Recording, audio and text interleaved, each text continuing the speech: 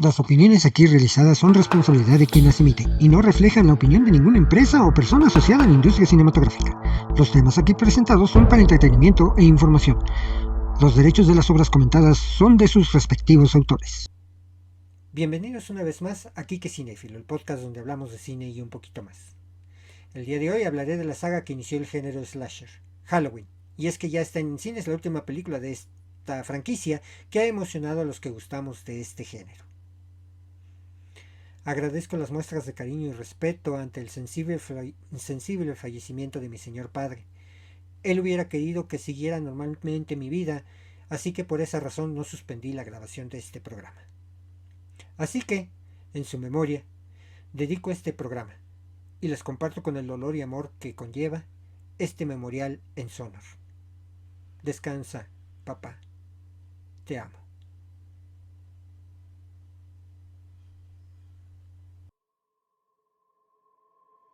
Este es mi papá.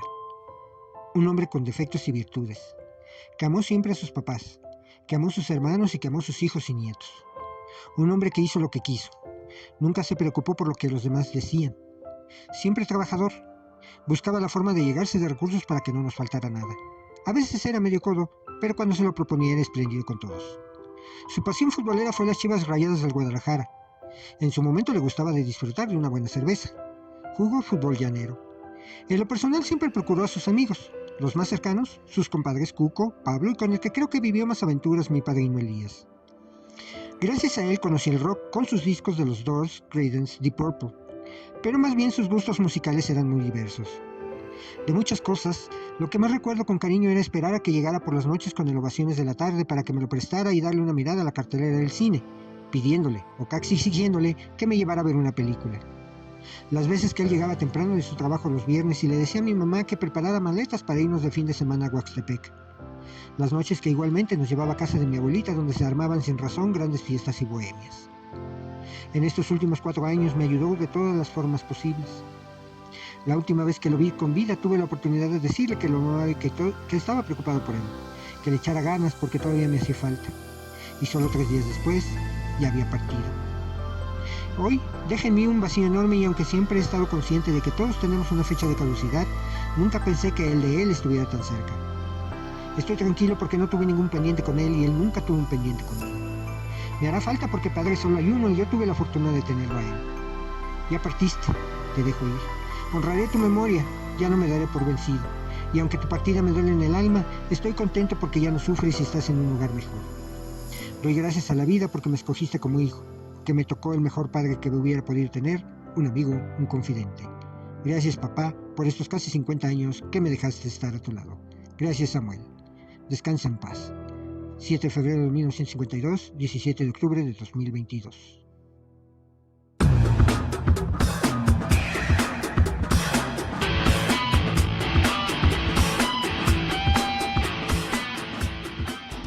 Búscame en mis redes sociales. Todos los Kikes van con K. En Facebook, búscame como Kike Cinéfilo Oficial. En Twitter, arróbame como Cinéfilo Kike o Kike Cinéfilo. En Instagram, arróbame como Kike-Cinéfilo.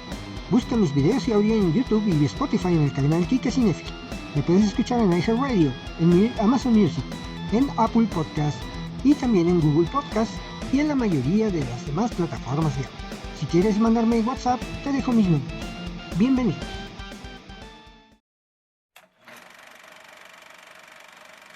Los invito a escuchar el desarrollo del tema de hoy. Las sagas eternas de los grandes asesinos en serie de los años 70 y 80 siguen siendo una marca recuperable en la segunda década del siglo XXI. En la interminable carrera de secuelas y remakes tenemos La Matanza de Texas, Pesadilla de la calle Infierno, con 8 y 9 películas, Viernes 13 con 12 y la saga de Halloween que ya lleva 13. Así superando el número de apariciones con Jason Voorhees. Esto significa que las secuelas siempre dan dinero y que mientras siga llevando a la gente al cine, van a continuar. El caso de la saga de Halloween es especialmente sintomático de este tipo de movimientos comerciales, puesto que la aparición de nuevas entregas se ha ido sucediendo sin demasiado hastivo por hacer una saga coherente. conectada o con una intención de arco argumental. En su lugar se suceden nuevas apariciones del mismo asesino, misma música y máscara, pero rara vez tiene la importancia lo que ha pasado en las anteriores. Reseteado, borrado y cuenta nueva, cada nueva resurrección del asesino tiene la audiencia del público. No importa lo que ha pasado antes. Aquí tienen lo que vienen a buscar. Da igual que lo hayamos quemado, cortado, pulverizado. Michael Myers siempre volverá y todo lo que has visto antes es un sueño. Por ello, ahora que nos llega que llega a su final la reconfiguración del multiverso Halloween, más por decisiones creativas, se ha edificado sobre intereses comerciales. Es justo analizar una por una las entregas que han ido dejando un sinfín de líneas argumentales con minisagas dentro de una misma serie de películas.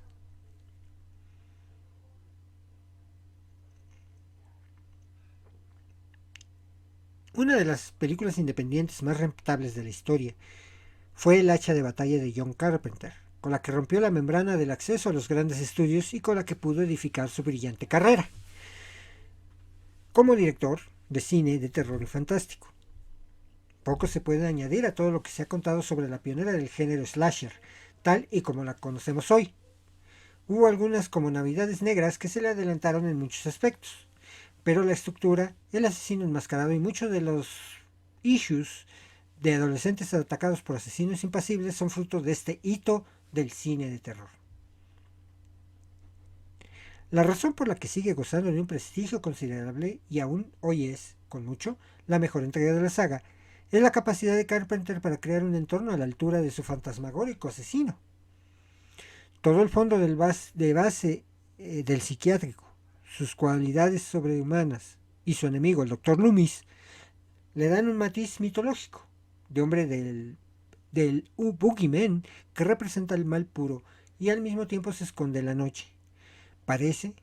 Aparece, desaparece y mata de forma efectiva y silenciosa. Un auténtico hombre del saco, imparable, que aterra por nuestra incapacidad para comprenderlo.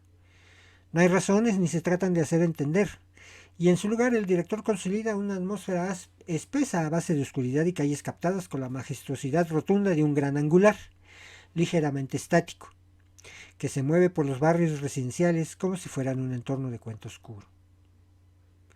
Halloween, La noche de Halloween en España, es una película de terror independiente de 1978 dirigida y orquestada por John Carpenter, coescrita con la productora Deborah Hill y protagonizada por Jamie Lee Curtis y Donald Pleasence en su debut cinematográfico.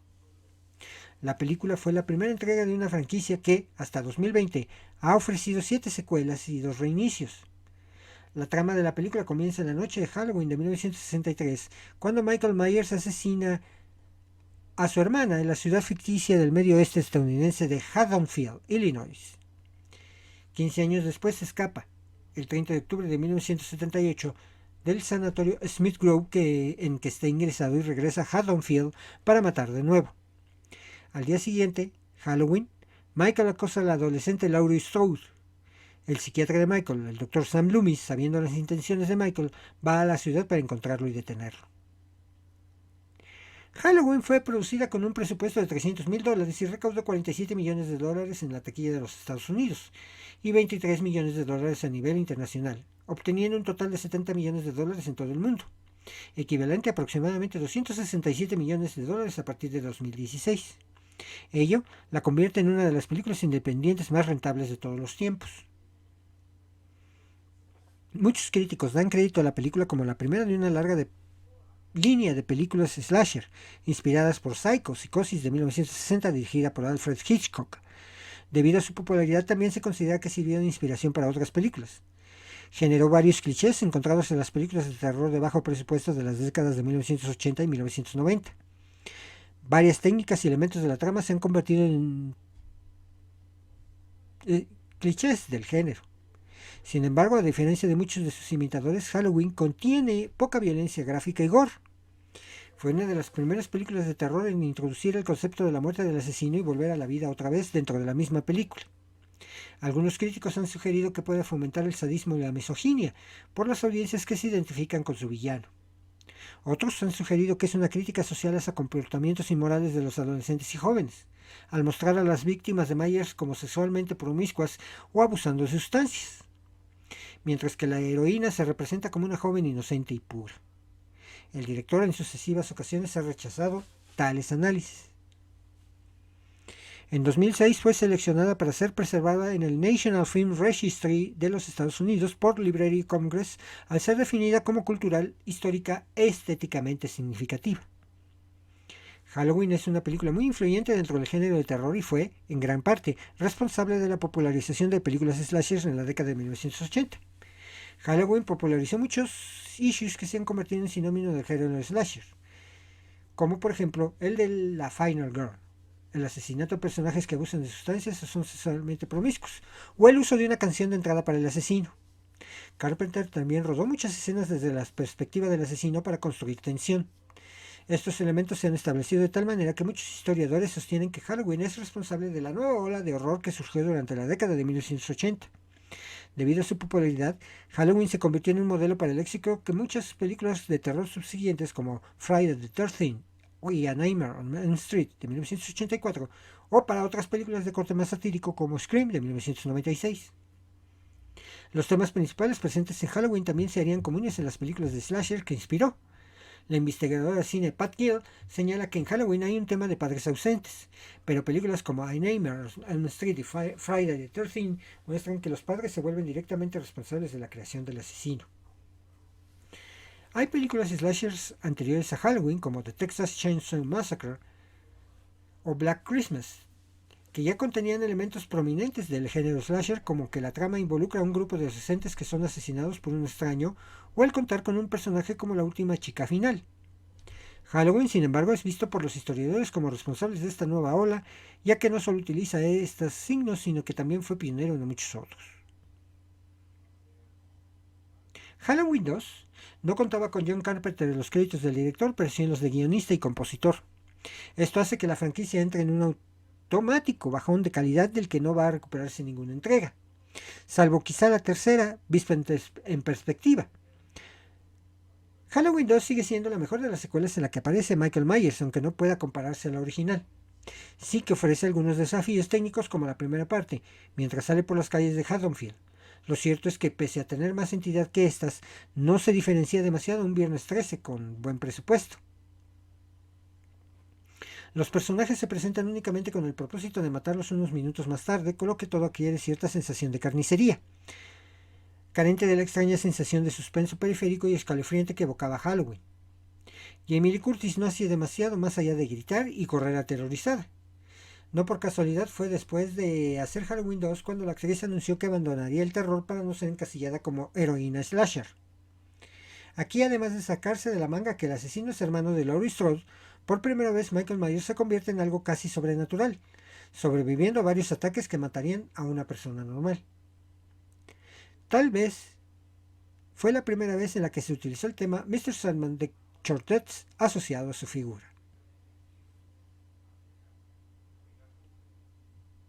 Halloween 3, el Día de la Bruja de 1983, por primera vez, esta secuencia de la saga se ve alterada por un exabrupto que no incluía ningún asesino enmascarado.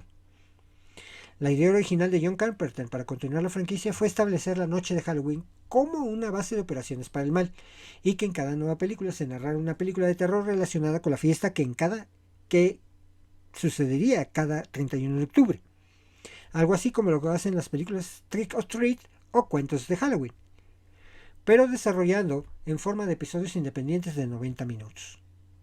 Una propuesta original, pero que no llegó a cuajar por una distribución paupérrima y una muy mala campaña de promoción que acabaron con este extraño experimento, cobrándosela en taquilla y cortando por lo sano la idea de la antología. Pese a todo y pese a haber tenido una muy mala fama, con el paso de los años se revela como la mejor de las continuaciones, y, probablemente, la obra más Carpenter de todas las películas que tiene un guión suyo y que no ha dirigido él. El trabajo de dirección recayó en el eficiente Tommy Lee Wallace, que supo imbuir la atmósfera tétrica de las series B más oscuras de Carpenter. con guión coescrito entre el maestro Nigel Neely y el propio director de La Niebla, parece un capítulo de alguna oscura serie británica de fantasía y terror sobrenatural pulida con grandes efectos ochenteros y una de las más destacables partituras de Carpenter fuera, de nuevo, de sus propias películas. El tiempo la ha ido poniendo en su lugar y su culto es cada vez mayor, siendo muy recordado el momento musical del anuncio que convierte las máscaras de los niños en una masa corrosiva. A esta película le sucede Halloween 4, el regreso de Michael Myers, de 1988. Esta es la primera continuación con Michael Myers que ignora a las anteriores. La cuarta, y por lo general dignamente considerada el inicio de una especie de combo de secuelas llamada, no oficialmente, Trilogía de Thorn, puesto que en ella, junto a las 5 y 6, se incluye la mitología del culto de Thorn que explica la figura de Michael Myers como una herramienta de una secta devota de dioses paganos de la mitología celta. Por ello, desde la primera, hay una década entera en la que Michael Myers ha podido aprender de sus imitadores, pero lamentablemente lo único que hace es mimetizarse con el grueso de la etapa de slashers poco imaginativos que invadían ya la segunda mitad de los 80. Escenas de otras películas como la de La Estación de Gas y El Clímax, que recuerdan mucho a Carretera del Infierno, la trama del grupo atrapado en una casa sin luces de solos en la oscuridad y por supuesto asesinatos gores con el sello dejado por Tom Savini, y Viernes 13 que dejan atrás el sustrato misterioso y atmosférico de John Carpenter. Incluso se reformula la escena subjetiva de apertura del Halloween original. En todos los demás aspectos es la misma fórmula que ha alimentado a docenas de slashers, con la misma moralidad freudiana subyacente a como cuando Caitlin Kidman se empala en el pecho con una escopeta de aspecto fálico. Hay detalles que prometían, como la conjura del Dr. Loomis con un ejército de campesinos para cazar a Michael, o la ciudad llena de gente con máscaras de Halloween similares a las del asesino, idea rescatada por Craven para su Scream 2. Y a estas le sigue Halloween 5, La venganza de Michael Myers, de 1989. Continuación directa del anterior, Michael Myers vuelve a sobrevivir a las heridas de bala del anterior y continúa buscando a la hija de Laurie, Danielle Harris, para asesinarla. La niña ha sido hospitalizada y debido a un shock se ha quedado sin poder decir ninguna palabra, aunque ha desarrollado un vínculo telepático con su tío, Michael, lo que le lleva ya a la franquicia al terreno de lo fantástico. Mustafa Akkad continúa sacando provecho de los derechos comprados a un desinteresado Carpenter y empieza el verdadero fondo de esta saga. Escenas tontas con gentes usando una máscara de Michael Myers para asustar a su novia, empalamientos copiando el de Bahía de Sangre, aunque probablemente se inspiraran en la primera copia de Viernes 13, segunda parte, y mucha moral puritana que ya iba quedando caduca, con seguimiento de distintos estados de desnudo de Ellie Cornell incluidos, y esto, con todo, el nivel de asesinatos es más salvaje que el anterior. A esta le sucede Halloween, la maldición de Michael Myers. El tardío final de la trilogía de Thorn fue una de las entregas más odiadas por los fans, pero el tiempo le ha ido dando un cariz de culto extraño. Como absoluta rareza dentro del ciclo de Michael Myers, para empezar, cuando hablemos del slasher de los 90 y las películas de terror adolescentes de Dimension Film, pensamos automáticamente en Scream. Pero ojo, que un año antes teníamos de nuevo a nuestro enmascarado favorito aplicando su correctivo a un buen puñado de víctimas adolescentes. Obviamente no había juegos, ni un sesudo estudio del subgénero, sino la confirmación de que el modelo Bodica aún no daba para más. Para eso, a pesar de ocasionales detalles donde el director Joe Chappelle parece recuperar algunos buenos hábitos de esta puesta en escena, con la forma apareciendo en el borde del marco de la cámara o detrás de los hombros de los personajes, sigue estando centrada en las muertes a modo rutinario. Otra de las razones por las que Halloween 6 está tomando fuerza entre los seguidores de la saga es su surrealista desarrollo a base de giros imposibles que convierten a Michael Myers en un avatar druídico del mal encarnado. Explicaciones turbias, personajes sin sentidos como el de un joven Paul Rudd y otros miembros del reparto que pertenecen a un culto que secuestra bebés. Los devotos de Thorn quieren a Michael Myers y al último bebé superviviente de su escalada de muerte. Nunca se aclaran los porqués, pero tenemos un hombre de negro que aparece en el Babadook. Círculos de fuego y delirios sobrenaturales que podrían verse casi como un intento de unirse temáticamente a la trama de brujería de Halloween 3. Hay un producer Scott que trata de dar más entidad a esta parte, pero resulta igual de confusa. Quizá porque estamos en la década del cine de sectas o por su delirante ineptitud. Esta entrega está alcanzando un nuevo público. A esta le sucede Halloween H20, o Halloween H20 20 años después, de 1998. Esta es una operación parecida a la que está sucediendo ahora con la nueva trilogía. Esto tuvo lugar en los 90. Tras el éxito de Scream y otras imitaciones, Dimension aprovechó que tenía bajo su manto el personaje que lo inició todo y relanzó la saga, haciendo borrón y cuenta nueva. Aunque esta vez sí tuvieron en cuenta la segunda entrega y partieron de la idea de que Laurie Strode era el hermano de Michael. También recuperan el Mr. Sandman de aquella. No se explica en ningún momento de dónde sale de nuevo, pero no se hace alusión a ninguna capacidad sobrenatural del asesino, salvo su resistencia sobrehumana. Ajustada al terror adolescente de la época al extremo, tenemos la fórmula que dio forma a una honrada de películas con caras conocidas de otros productos de consumo adolescente que iban saltando de una a otra. Aquí, Michelle Williams antes de convertirse en actriz respetada y Josh Hartnett con un peinado imposible que nunca estuvo de moda. Tampoco cabía mucha sangre y comparada con la oferta de terror actual se queda muy tímida, hasta ingenua. A pesar de la espectacular muerte con patines de un pipiolo Joseph Gordon-Levitt del principio. Con una duración de unos exiguos 85 minutos, sorprende que la verdadera enjundia se concentre en un estupendo tercer acto y que el resto de la película sea una preparación de personajes, localización, situación, y hay que reconocer que hay veces que esa falta de necesidad porque ocurren cosas todo el rato se echa en falta en el subgénero, en el que parece que si no hay una muerte cada 10 minutos estás ante una mala película. Suspenso, puesta en escena e inversión en el conflicto, algunos valores con los que Halloween H20 demuestra que un slasher puede funcionar a pesar de no ser un baño de sangre. A esta película le sigue Halloween Resurrection de 2002. Y es que el director que realizó la mejor de las entregas con Michael Myers consiguió hacer la que se considera la peor de ellas, Rick Rosenthal. Trató de continuar Halloween H20 tomando ideas de sus contemporáneas. Y si en esos años acababa de llegar el proyecto de la Bruja de Blair y su novedoso uso de videocámara en mano, también trató de captar la fascinación por la revolución de las telecomunicaciones, añadiendo al formato unos cuantos dispositivos que modelan la trama como cámaras web, de seguridad y hasta correos electrónicos. La novedad más grande que ofrecía la película era su premisa, una sátira de la corriente de los 2000 de programas de televisión con gente normal conviviendo. Un Big Brother, en versión slasher, que sería recuperado más adelante en multitud de ocasiones. Pero a pesar de todo el entramado tecnológico, Halloween Resurrection sigue teniendo la misma fórmula clásica de una secuela de esta misma saga. El escenario de reality no se utiliza de ninguna manera inquietante. Todos los mecanismos de suspenso son muy rudimentarios. Incluso cuando se presenta ser un juego de Michaels, cuando vemos a dos asesinos, uno real y otro falso, que se suceden a través de la casa.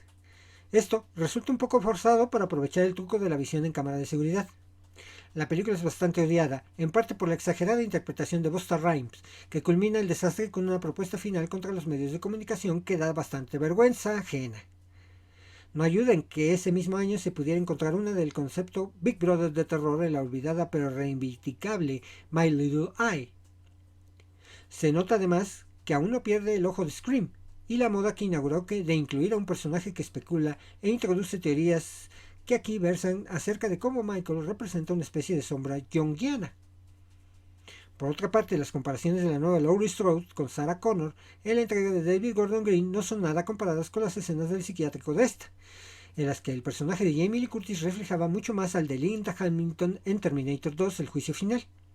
Y no son las únicas referencias prestadas de otras películas, como el asesinato de Michael con un trípode de cámara, claramente inspirado en El fotógrafo del pánico de 1960. Lamentablemente la cinefilia no la libra de ser uno de los puntos más oscuros de la saga. A esta película le sigue Halloween el origen de 2007. El Halloween de Rob Zombie sigue siendo comentado y debatido el día de hoy. Para muchos es una de sus buenas películas, para otros la peor de su filmografía.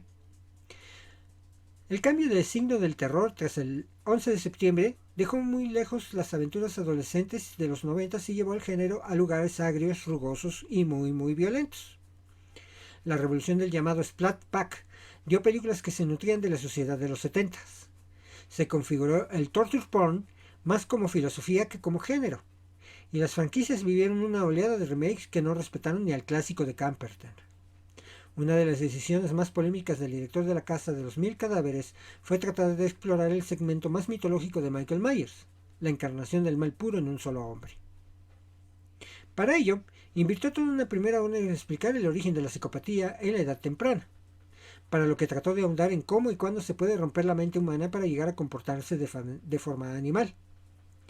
Contra todo pronóstico, esa mitad tomada como una pieza aparte del lore resulta cuando menos fascinante si uno está interesado en el fenómeno extracinematográfico del psicópata. El problema no es tanto esa intención de resolver el misterio del hombre del saco, sino que durante la segunda mitad de la película no tiene ningún efecto real, puesto que es básicamente una recreación de los asesinatos de la primera con el estilo casual y afilado de zombie.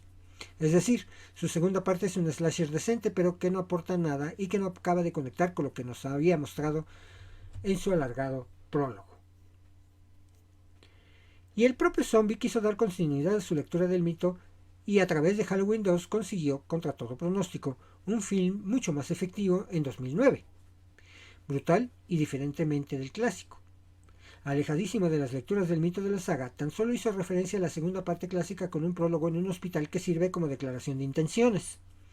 Aquí, Michael Myers no es un silencioso asesino con máscara, sino un mendigo cabreado, rotundo y animal, que asesina con fuerza bruta y deja con el cuerpo titiritando. Explora las secuelas de Laurie a un nivel más profundo que ninguna otra entrega y la convierte en un ser humano destrozado por las secuelas.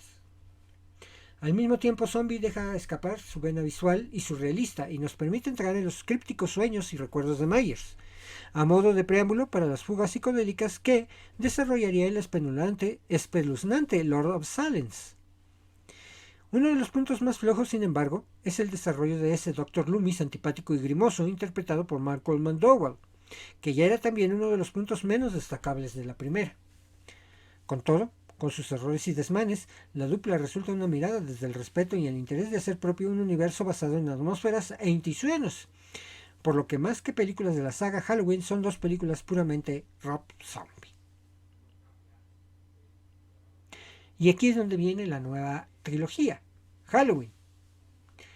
Halloween, también conocida como Halloween 2018 Halloween H40, es una película estadounidense del slasher dirigida por David Gordon Green y escrita por Green y Danny McBride. Es la 11ª entrega de la franquicia de Halloween, que cuenta con una secuela de la película original y semi-reboot de la saga. El co-creador de la franquicia, John Carpenter, se desempeña como productor ejecutivo y asesor creativo para la película. Distribuida por Universal Pictures, su primera participación en la franquicia de Halloween desde la primera de 1982, Halloween 3 Season of the Witch.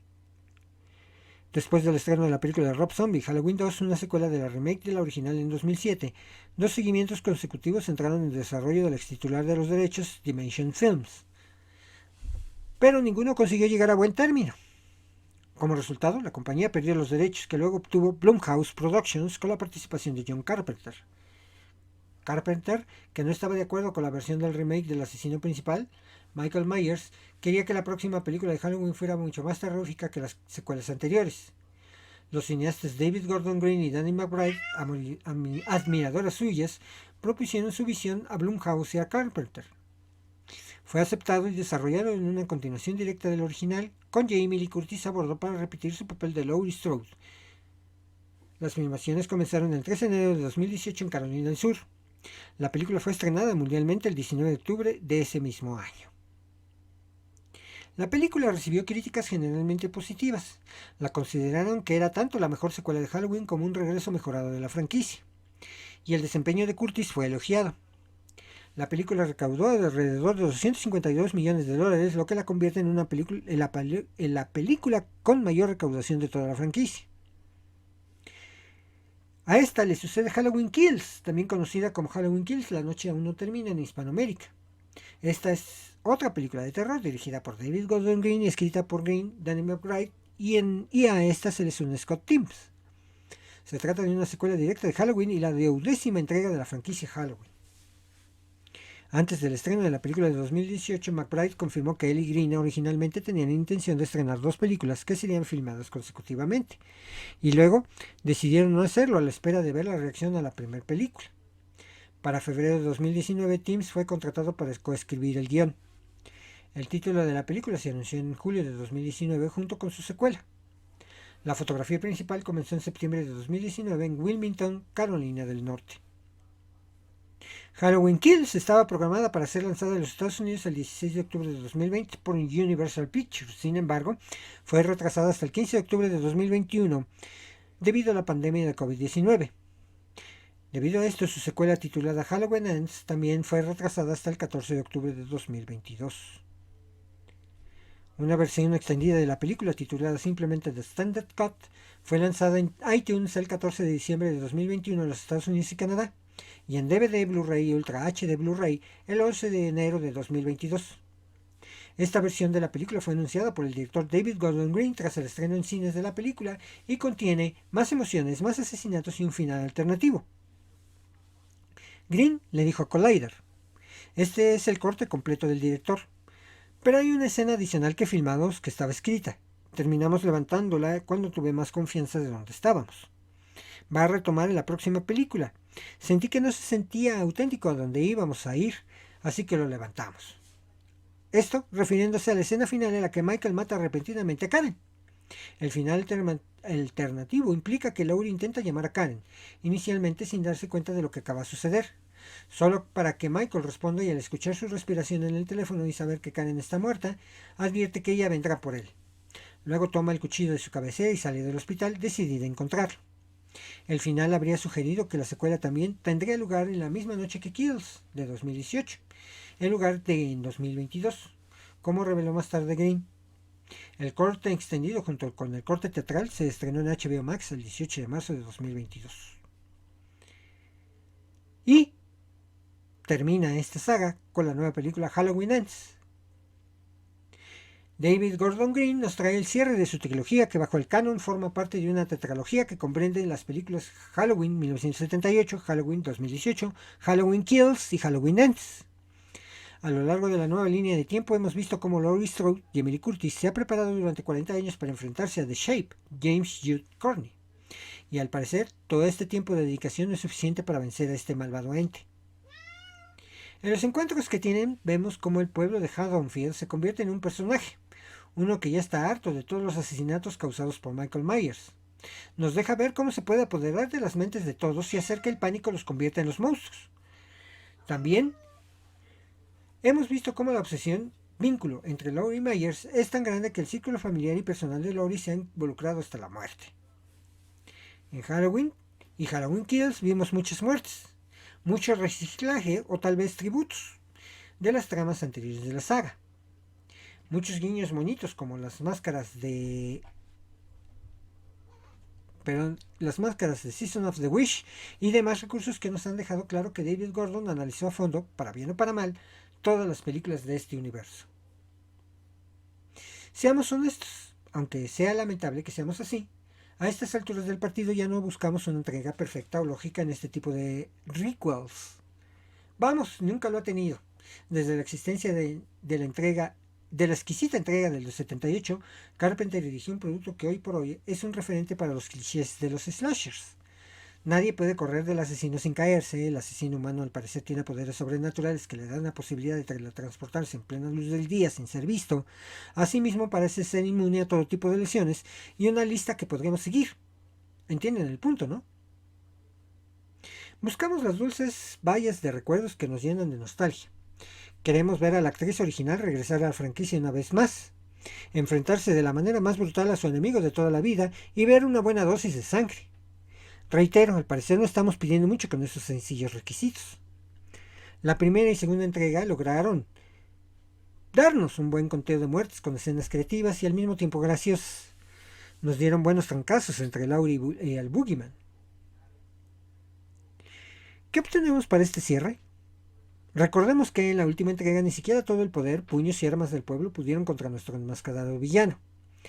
Bueno, olvidemos eso por unos momentos, porque en Halloween Ends tendremos una excelente escena de inicio donde se nos presenta Corey Cunningham, interpretado por Rohan Campbell, un adolescente que de Haddonfield, súper ñoño e inocente, que le toca hacerla de niñero en la peor festividad que se puede dar en este emblemático lugar, la Noche de Brujas. Esa noche ocurre algo horrible y nuestro inocente Cory casi termina en la cárcel debido a los trágicos eventos de esa noche. Por lo tanto, y como al parecer todos los habitantes de ese lugar necesitan odiar a alguien, ahora que Michael no ha aparecido en un rato, deciden hacerle el feo a Cory y tratarlo con la punta del pie cada que tienen chance. Pero si alguien en el pueblo sabe que se siente que te odien, y aunque no tengas la culpa, es Laurie, quien en algún punto se cruza con nuestro nuevo y joven protagonista. Para poder presentárselo a su nieta, Allison Nelson, interpretada por Aldine Matichak. El final del día, como Michael no ha aparecido, la familia Strode está tratando de arrasar su vida de una manera común y qué mejor que sacarle un ligue a tu nieta, que ha perdido a sus padres para demostrarle que el mundo puede ser un lugar hermoso. Al inicio esta historia amorosa entre Cory y Allison se siente como la relación cliché que tendrá sus 10 minutos en pantalla, pero que no será importante. Así pasan los primeros 10 minutos, luego otros 10, y así hasta que vas casi a la mitad de la película donde ni Myers ni Laurie son los protagonistas de su propia cinta. No sabemos más sobre el pasado de Michael. No sabemos más de la conexión que tiene Laurie con The Shape, ni nada de nada.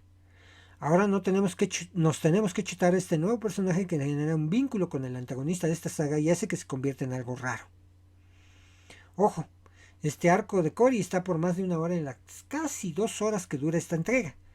No es malo, es muy fresco y nos da grandes momentos de sangre, cringe, risas, sustos, inclusive una escena donde podemos escuchar a los bellos Dead Kennedys. Es un arco bastante sólido y bien construido entre las condiciones de haberlo metido hasta la última entrega. El problema es que estamos aquí para ver lo que nos han estado horneando y promocionando en cada tráiler como la última lucha entre Laurie y Myers.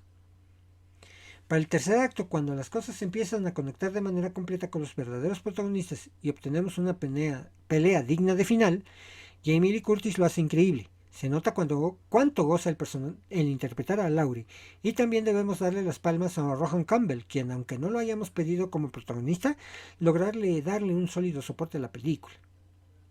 Carpenter, padre e hijo, logran una excelente atmósfera musical como de costumbre. Al final de cuentas, David Gordon Green tuvo un error terrible para el cierre de su trilogía embrujada, pues decide arriesgar una historia fresca y buena que pudo encajar perfectamente en la primera o segunda entrega para meterlo de forma apresurada en la entrega más importante. También cabe aclarar que, si bien el personaje de Cory es nuevo en la saga, el recurso se usa para vincularlo con el asesino, se siente algo inspirado en Halloween 4, The Return of the Michael Myers. Queda claro que el director toma cachitos de todas las películas de la franquicia, iniciada por John Carpenter, pero ignora todos los errores que éstas tuvieron. Es curioso que de alguien que sí conoce de su historia se condene a repetirla. Si disfrutaste de las 2 películas pasadas, es muy probable que solo seas fan del último acto. En definitiva, se pudieron invertir las historias de Kills y Ends con algunas ligeras modificaciones en sus finales. Solo queda esperar unos 10 años más para lo obvio, ver qué director se atreve a hacer una nueva trilogía de Halloween y logra tener felices a todos. Y bueno, yo también tuve oportunidad de ver estas películas, ahora recordando a mi señor padre por ahí del 1982, en un viaje que vivíamos en Morelia, un viaje que realizó a la capital, a Ciudad de México. Pues fue a comprar fayuca. Antes era muy difícil acceder a la tecnología si no ibas a Tepito, porque toda la tecnología estaba en aquel entonces pues acaparada por unos cuantos almacenes como lo eran Liverpool, el Palacio de Hierro, París-Londres. Pues en aquel entonces existía una boutique llamada París-Londres. Pues no estaban como que muy accesibles las tecnologías. Entonces, vamos, ningún mexicano, por lo menos de mi edad, va a negar que compró fayuca en Tepito, ¿verdad? Por supuesto que no. Entonces, en uno de esos viajes regresó con una videocasetera beta. No me lo van a creer, pero esa videocasetera pesaba todavía más que hoy un gran horno de microondas, ¿eh? De verdad. Ustedes se acordarán de los cassettes betas, eran chicos, más o menos por este tamaño. Y entre las películas que compró, yo creo que le vendieron el paquete y nunca se fijó qué películas venía. El Exorcista, venía Viernes 13, venía pues Castillos de Hielo, creo que se la compró mi mamá. Este Star Wars venía. Y bueno, y venía Halloween, por supuesto. De estas películas que como que ciertamente me infundieron. También venía El Exorcista, por supuesto. Entonces, como que Halloween, como que sí me metió más cosquillita el miedo que la propia Exorcista, ¿eh? Pero yo la disfruté mucho. Tuve la oportunidad de esa apertura de mis padres de dejarme ver ese tipo de películas y créanme que desde entonces, y como les repito, tenía yo la cosquillita del cine y afortunadamente pues mi padre, que en paz descanse, pues me dio la oportunidad al habernos comprado ese tipo de aparatos. Ah, otra película y ahorita que la vi aquí en mi colección, Flash Gordon también venía. No, no, no, o sea, algo que disfruté mucho en ese entonces. Y bueno, pues Halloween para mí representa una de las etapas mejores de mi vida porque bueno, fue la etapa en donde pude acceder a la tecnología con la videocasetera Betamax y disfrutar películas en casa. Y bueno, pues vaya este capítulo en memoria de mi señor padre. Continuamos. Ahora les daré la recomendación.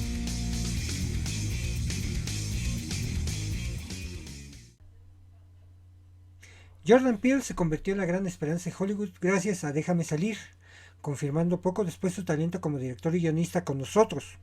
Ahora regresa con Nope, con la cual ha vuelto a triunfar tanto en la crítica como en taquilla. Pero también es verdad que el entusiasmo de la prensa especializada ha sido algo más reducido y que sus ingresos en taquilla están por debajo de sus dos primeros largometrajes. A eso hay que añadir que Nope es su trabajo más caro hasta la fecha, con un costo de 68 millones de dólares. Déjame salir no llegó a 5 millones, mientras que nosotros se fue hasta los 20. Algo que no dejaba de añadir presión en lo referente a lo que podíamos esperar de ella. Peele vuelve a demostrar que es uno de los grandes cineastas de nuestro tiempo, sacándose de la manga la película de ciencia ficción más terrorífica de lo que llevamos del año. El propio Peele ha comentado en varias entrevistas que uno de sus objetivos con Nope era ofrecer subvención de lo que asocia a esos espectáculos tan unidos al concepto de la experiencia cinematográfica. La cuestión es que huye abiertamente de hacerlo de una forma convencional, retorciendo hasta tal punto las expectativas del público que más de uno acaba decepcionado porque no le interesa cerrar temas que plantearlos. Algo que incluso se deja notar en un desenlace menos claro de lo que podría parecer a simple vista. Quizá por ello Nope concede un peso tan importante a la introducción de personajes, lugares y situaciones. Es verdad que arranca con mucha fuerza en un claro intento de atrapar nuestra atención desde el primer momento, y también de perfilar la situación emocional de su protagonista, cuya evolución acabará convirtiéndose en el auténtico eje de la función. Pero luego se toman las cosas con calma, permitiéndose ciertos desvíos narrativos que a la hora de la verdad seguramente funcionen mejor de forma aislada que como parte de un conjunto. Eso no deja de ser consecuencia de que Nope es la película más ambiciosa de Peele a todos los niveles, desde lo que plantea su guión hasta su acabado visual, donde se nota, y mucho, el trabajo de Hoyt van Hoytema, colaborador habitual de Christopher Nolan, con el que volverá a coincidir en Oppenheimer. Además, lo hace dosificando los movimientos en los que podría lucirse más para que no haya desequilibrios extraños por esa vía. Todo bien medido y ejecutado. Lo que no está de todo claro es que todo el público conecte igual de bien con lo que propone Peele desde el guión, empezando por el personaje de Keke Palmer, con el que existen dos posibilidades: que te resulte cagante y eso afecte tu percepción de la película, o que la energía particular que transmite este personaje, que fue escrito con esa actriz en mente, dote a Nope de esa estrellita que luce por su esencia lo referente a Daniel Kaluuya. Ojo, no es una queja, pero el arco del personaje consiste en dejar de ser un muerto en vida y está muy bien perfilado e interpretado. Alrededor de eso también se hace uso de un sentido del humor que encaja dentro de la apuesta por lo inusual de Peele. Tampoco se excede en su uso y ayuda a que la película muestre multitud de caras antes de que todo se encausúe en su tramo final. Algunas tramas se unen entre sí de tal forma que es fácil pensar que eso no termina de encajar bien y tampoco se puede afirmar lo contrario. Al menos no en un primer vistazo, pero claro, Nope tampoco quiere dártelo todo bien masticadito. Y es que es cierto que la reflexión principal que propone la película sobre la obsesión humana con el espectáculo y capturar en imágenes perfectas lo inexplicable está perfectamente retratado, tanto cuanto la subrayan a través de los diálogos como cuando es el turno de lo puramente visual. Pero aquí no es el único foco y eso puede llevar a cierta sensación de dispersión. Es algo discutible, sobre todo lo concerniente a un trágico evento del pasado que al mismo tiempo resulta especialmente estimulante, siempre que se vuelve sobre de ello. La duda que queda es si algo que así quizá no hubiese merecido una película aparte. Lo que queda claro al final es que Nope es una película que juega varias cosas. Peele saca a relucir su lado más Spielbergiano y también tiene que conectar con todas ellas para que realmente resulte una experiencia fascinante. De lo contrario, me cuesta creer a los espectadores que no encuentren algo en ella, por lo que les haya merecido la pena verla. Lo único que tiene esta película es que el diseño está especialmente desacertada. Nope es un paso adelante para Jordan Peele. Muy probablemente no sea su mejor película, pero sí es una obra más ambiciosa sin que la cosa se descarrile. Luego ya dependerá que tú decidas los enfoques más modestos y acotados o si estás dispuesto a dejar llevar por la acumulación de ideas, pues aquí hay ciencia ficción y terror. Lo primero está más presente de forma general y lo segundo sobresale en el último acto. Pero también hay drama, comedia, elementos de western y mucho más. Esta es la recomendación de esta semana, la película Nope de Jordan Peele. Continuamos. Divertámonos y reflexionemos con la frase cinematográfica. La frase cinematográfica de esta semana es: pasé 8 años tratando de entenderlo y otros 8 tratando de mantenerlo encerrado porque me di cuenta de que lo que había tras sus ojos era pura y simple maldad. ¿Quién la menciona? El personaje de el Dr. Loomis, interpretado por Donald Pleasence en la película Halloween de 1978. Recuerden seguirme en mis redes sociales, sigan viendo y escuchando mi podcast en YouTube y Spotify. Suscríbanse en el canal respectivo, ya sea en YouTube o Spotify. Igualmente escúchenme en la mayoría de las plataformas de audio si es que no pueden verme. Recientemente integramos a las mismas iHeartRadio. Gracias de verdad por sus palabras de aliento. Esto fue Quique Cinéfilo, el podcast donde hablamos de cine y un poquito más. Gracias. Conducción, guión, cámara, audio, edición y todo lo demás lo hice yo. 2022 Quique Cinéfilo Producciones. Todos los derechos reservados.